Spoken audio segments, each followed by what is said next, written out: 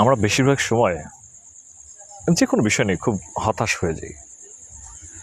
মনে করি যে আমার জীবনটা শেষ হয়ে গেল, আমি কিছুই করতে পারলাম না, কিছুই হবে না, আমার সব কিছু শেষ, এটসেট্রা এটসেট্রা।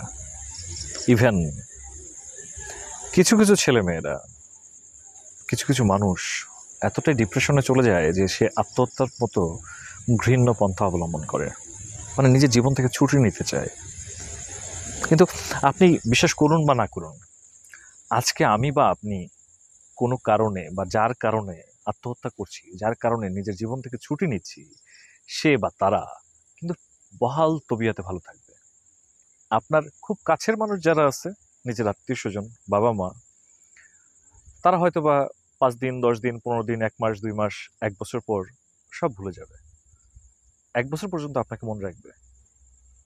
আর বাকি যারা আছে, অন্যান্য যার জন্য আপনি আজকে জীবন থেকে ছুটি নিচ্ছেন, যে কারণে আপনি, যে ডিপ্রেশনের কারণে নিজেকে শেষ করে ফেলছেন, দেখবেন যে একটা সময় এই সমস্যাগুলো সমাধান হয়ে যাবে, কোনো কিছুই থাকবে না।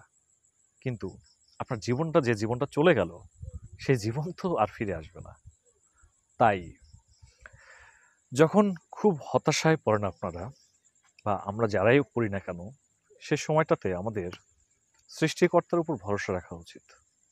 সৃষ্টিকর্তা এমন একজন আছেন যিনি সর্বোত্তম পরিকল্পনাকারী। উনি যা আপনার জন্য পরিকল্পনা করে রেখেছেন, নিশ্চয়ই আপনার ভালোর জন্য রাখছেন। সো মনে রাখবেন, সৃষ্টিকর্তা বলতে একজন আছেন, উনি সর্বোত্তম পরিকল্পনাকারী। উনি আপনার জন্য নিশ্চয়ই ভালো কিছু পরিকল্পনা করে রেখেছেন। আজকে যার জন্য আপনার মনে হচ্ছে যে আপনি, আপনার জীবনটা একদম ব্যর্থ, সবকিছু ব্যর্থ, হয়তোবা এই ব্যর্থতা, এই খারাপ সময় আপনার ভবিষ্যতে ভালো কোনো সময়ের পূর্ব মুহূর্ত। অপেক্ষা করুন, ভরসা রাখুন। সৃষ্টিকর্তা তার সৃষ্টির প্রতি এতটা নির্দয় নয়, তার উপর ভরসা রাখতে হবে।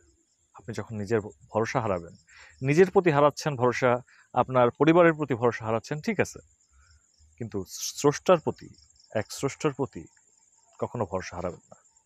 উনি আপনাকে কখনোই ফেলে দিবেন না। নিশ্চয়ই উনি আপনার জন্য ভালো কিছু নিয়ে অপেক্ষা করছেন। So keep smiling, keep saying আলহামদুলিল্লাহ।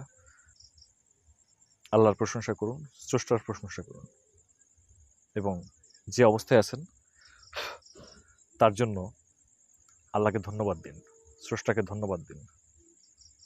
কারণ তিনি আপনাকে বাঁচিয়ে রেখেছেন, আপনি এখনো পৃথিবীর সব কিছু উপভোগ করতে পারছেন, আপনি মুক্ত হাওয়ায় নিঃশ্বাস নিতে পারছেন। এটাই বা কম কি? এটা আপনার প্রতি স্রষ্টার কম আশীর্বাদ নয়। ভালো থাকবেন।